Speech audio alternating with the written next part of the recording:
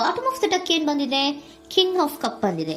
ನಮ್ಮ love life ವಿಚಾರದಲ್ಲಿ balance ಅನ್ನ ಮಾಡಬೇಕು ಅನ್ನುವಂತಹ ಆಲೋಚನೆಯಲ್ಲಿರುವಂತಹದ್ದು ನಿಮ್ಗೆ ರೆಪ್ರೆಸೆಂಟ್ ಆಗ್ತಾ ಇದೆ.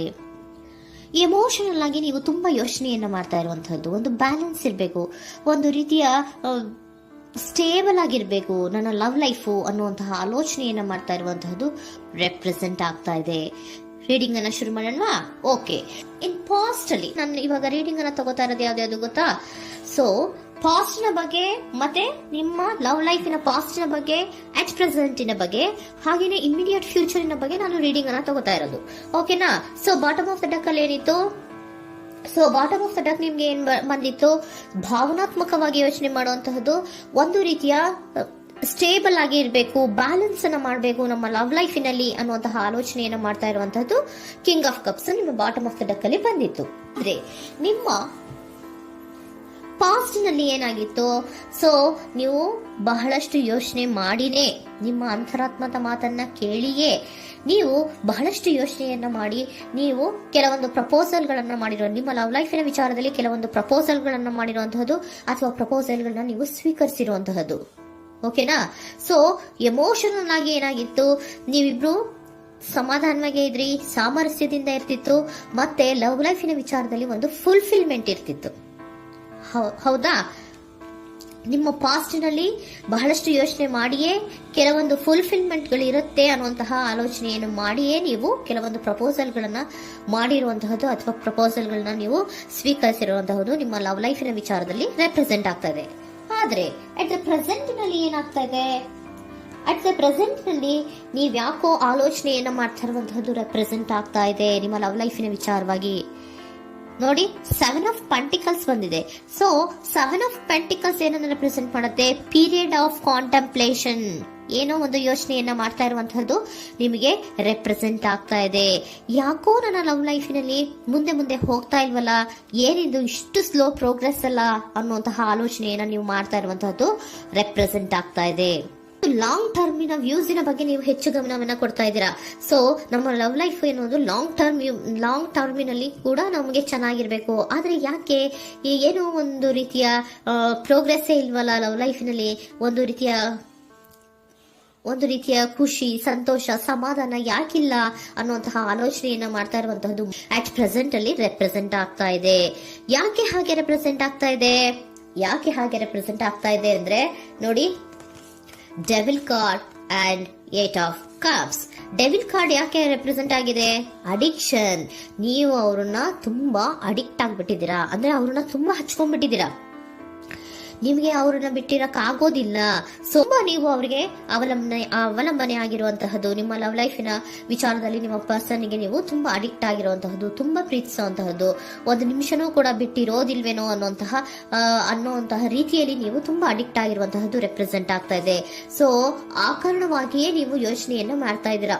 ಸೊ ಯಾವುದೇ ಲವ್ ಲೈಫಿನಲ್ಲಿ ಯಾವುದೇ ರೀತಿಯ ಮುಂದುವರಿಕೆ ಕಾಣ್ತಾ ಇಲ್ವಲ್ಲ, ಏನಾಗ್ಬೋದು, ಏನಾದ್ರೂ ನಾನು ಪ್ರೀತಿಯನ್ನ ಬಿಟ್ಟು ಮುಂದೆ ಹೋಗ್ಬೇಕಾಗುತ್ತಾ ಬೇಜಾರಿನಲ್ಲಿ ಅನ್ನುವಂತಹ ಆಲೋಚನೆಯನ್ನ ಮಾಡ್ತಾ ಇರುವಂತಹದ್ದು ಅಟ್ ಪ್ರೆಸೆಂಟಿನಲ್ಲಿ ರೆಪ್ರೆಸೆಂಟ್ ಆಗ್ತಾ ಇದೆ. ಯಾಕಂದ್ರೆ ಯಾವುದೇ ರೀತಿಯ ಮುಂದುವರಿಕೆಗಳು ಇಲ್ಲ. ಸೊ ನಿಮ್ಮಲ್ಲಿ ಏನಿದೆ? ಕೆಲವೊಂದು ರೀತಿಯ ಸ್ಟಾಗ್ನೇಷನ್ ಅಲ್ಲಿ ಇದೆ, ಅಸಮಾಧಾನಗಳಿದೆ, ಭಿನ್ನಾಭಿಪ್ರಾಯಗಳಿದೆ. ಯಾವುದೇ ರೀತಿಯ ಲವ್ ಲೈಫ್ ನಲ್ಲಿ ಒಂದು ರೀತಿಯ ಖುಷಿ ಅನ್ನೋದು ಅಟ್ ಪ್ರೆಸೆಂಟ್ ಅಲ್ಲಿ ನಿಮ್ಗೆ ಕಾಣ್ತಾ ಇಲ್ಲ. ಆದ್ರೆ ಯೋಚನೆ ಅಂತೂ ಮಾಡ್ತಾ ಇದ್ದೀರಾ. ಅಡಿಕ್ಷನ್ಸ್ ಇದೆ ಅಲ್ವಾ? So devil card represented by addictions ಅನ್ನ ರೆಪ್ರೆಸೆಂಟ್ ಮಾಡೋದ್ರಿಂದ ಅಟ್ ಪ್ರೆಸೆಂಟಿನಲ್ಲಿ ನೀವ್ ಯಾಕೋ ಲವ್ ಲೈಫಿನ ವಿಚಾರದಲ್ಲಿ ಸಮಾಧಾನದಿಂದ ಇರುವಂತಹದ್ದೇನು ರೆಪ್ರೆಸೆಂಟ್ ಆಗ್ತಾ ಇಲ್ಲ.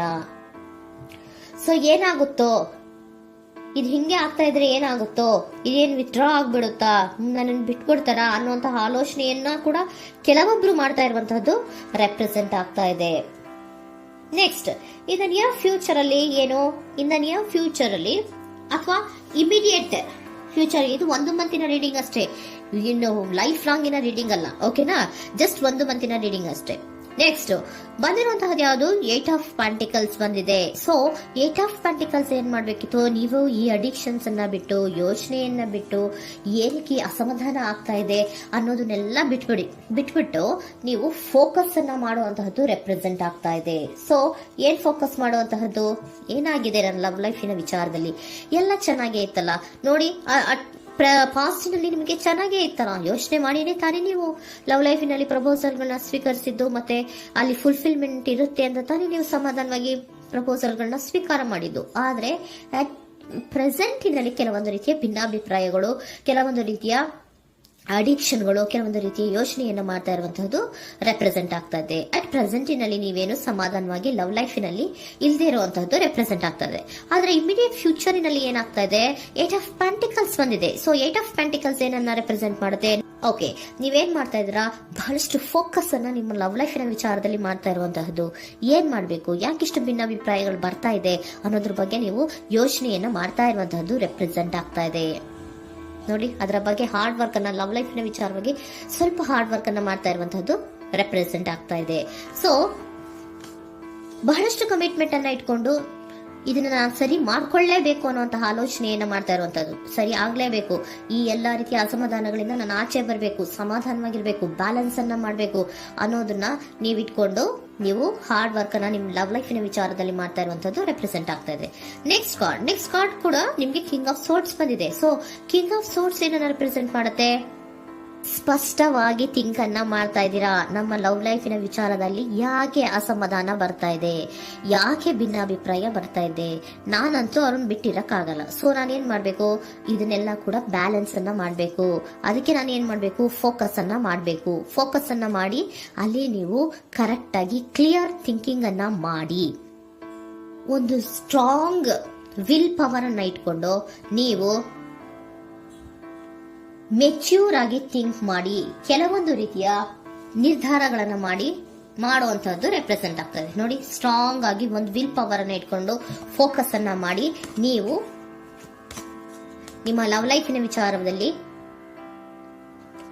ಬಹಳಷ್ಟು ಧೈರ್ಯದಿಂದ ನಿಮ್ಮ ಲವ್ ಲೈಫಿನ ವಿಚಾರವನ್ನ ಅಥವಾ ಲವ್ ಅನ್ನ ನೀವು ಬ್ಯಾಲೆನ್ಸ್ ಅನ್ನ ಮಾಡುವಂತಹದ್ದು ರೆಪ್ರೆಸೆಂಟ್ ಆಗ್ತಾ ಇದೆ. ಈಗ ಅಟ್ ಪ್ರೆಸೆಂಟ್ ಅಲ್ಲಿ ನಿಮಗೆ ಬೇಜಾರಿರಬಹುದು, ವಿಧಾನಗಳಿರಬಹುದು, ಆದ್ರೆ ಇನ್ ನೆಕ್ಸ್ಟ್ ನಿಂದ ನಿಯರ್ ಫ್ಯೂಚರ್ ಅಲ್ಲಿ ನೀವು ಅದನ್ನ ಫೋಕಸ್ ಮಾಡುವಂತಹದ್ದು, ಅದರ ಕಡೆಗೆ ಹೆಚ್ಚು ಗಮನವನ್ನ ಕೊಡೋದು, ಕ್ಲಾರಿಟಿಯ ಥಿಂಕಿಂಗ್ ಅನ್ನ ಮಾಡುವಂತಹದ್ದು, ಕ್ಲಿಯರ್ ಆಗಿ ಥಿಂಕಿಂಗ್ ಅನ್ನ ಮಾಡೋದು, ಕ್ಲಾರಿಟಿಗೆ ಬರುವಂತಹದ್ದು, ಧೈರ್ಯವಾಗಿ ಮುಂದೆ ಹೋಗುವಂತಹದ್ದು ನಿಮ್ಗೆ ರೆಪ್ರೆಸೆಂಟ್ ಆಗ್ತಾ ಇದೆ. ಅದೇ ನಿಮಗೆ ಬಾಟಮ್ ಆಫ್ ದ ಡಕ್ ಬಂದಿರುವಂತಹದ್ದು ಕಣ್ರಿ, ಕಿಂಗ್ ಆಫ್ ಕಪ್ಸ್ ಬಂದಿದೆ. ಸೊ ಕಿಂಗ್ ಆಫ್ ಕಪ್ಸ್ ಏನು, ನೀವು ಭಾವನಾತ್ಮಕವಾಗಿ ಯೋಚನೆ ಮಾಡ್ತಿದ್ದೀರಾ, ನಿಮ್ಮ ಲವ್ ಲೈಫಿನ ವಿಚಾರದಲ್ಲಿ ಒಂದು ಬ್ಯಾಲೆನ್ಸ್ ಅನ್ನ ಮಾಡಬೇಕು ಅನ್ನುವಂತಹ ಆಲೋಚನೆಯನ್ನ ಮಾಡ್ತಾ ಇರುವಂತಹದ್ದು. ಓಕೆನಾ? ಹಾಗಿದ್ರೆ ಏಂಜಲ್ ಗೈಡೆನ್ಸ್ ನಿಮ್ಗೆ ಏನ್ ಕೊಡ್ತಾರೆ ಅನ್ನೋದನ್ನ ನೋಡೋಣ. Okay, B assertive, very good, trust. ನೋಡಿ, ದೃಢವಾಗಿ ಇರಿ, ಏನೂ ಆಗಿಲ್ಲ. ನೀವು ಅಷ್ಟೊಂದು ಯೋಚನೆಯನ್ನ ಮಾಡುವಂತಹದ್ದೇನೂ ಆಗಿಲ್ಲ. ಕೆಲವೊಂದು ರೀತಿಯ ವೇರಿಯೇಷನ್ಗಳಾಗಿರುತ್ತೆ. ಸೊ ವೇರಿಯೇಷನ್ಗಳಾಗಿದ್ರೂ ಕೂಡ ನೀವು ಫೋಕಸ್ ಅನ್ನ ಮಾಡ್ತೀರಾ, ಅದರಲ್ಲಿ ನಿಮ್ಗೇನು ನಷ್ಟ ಏನೂ ಆಗಲ್ಲ, ಅಥವಾ ನೀವೇನೂ ಕೂಡ ಕಳ್ಕೊಂಡು ನೀವು ಆಚೆ ಬರಲ್ಲ. ಫೋಕಸ್ ಅನ್ನ ಮಾಡಿ ಕರೆಕ್ಟ್ ಆಗಿ ಕ್ಲಿಯರ್ ಥಿಂಕಿಂಗ್ ಅನ್ನ ಮಾಡಿ ನೀವು ಕರೆಕ್ಟ್ ಆಗಿ ಮಾತಾಡ್ಬಿಟ್ರೆ ನಿಮ್ಮ ಲವ್ ಲೈಫ್ನಲ್ಲಿ ಬ್ಯಾಲೆನ್ಸ್ ಅನ್ನೋದು ಬಂದ್ಬಿಡುತ್ತೆ. ಓಕೆನಾ? ಬಿ ಅಸರ್ಟಿವ್, ದೃಢವಾಗಿರಿ, ಧೈರ್ಯವಾಗಿರಿ, ಟ್ರಸ್ಟ್, ನಂಬಿಕೆಯಿಂದ ಇರಿ, ಏನೂ ಆಗಲ್ಲ. ನೀವು ಅಷ್ಟೊಂದು ಅಸಮಾಧಾನ ಮಾಡ್ಕೊಂಡು ಅಷ್ಟೊಂದು ಬೇಜಾರನ್ನ ಮಾಡ್ಕೊಂಡು ಏನಾಗ್ತಿದೆಯೋ ಅಂತ ಗಾಬರಿ ಪಡುವಂತಹದ್ದೇನೂ ಆಗಿಲ್ಲ. ಸ್ವಲ್ಪ ವೇರಿಯೇಷನ್ಗಳಾಗಿದ್ರೂ ಕೂಡ ಇನ್ ನಿಯರ್ ಫ್ಯೂಚರ್ನಲ್ಲಿ ನಿಮಗೆ ಸಮಾಧಾನ ಆಗುತ್ತೆ, ಖುಷಿ ಆಗುತ್ತೆ. ನಿಮ್ಮ ಲವ್ ಲೈಫಿನ ವಿಚಾರದಲ್ಲಿ ಕೆಲವೊಂದು ಬ್ಯಾಲೆನ್ಸ್ಗಳನ್ನ ಮಾಡ್ತೀರಾ.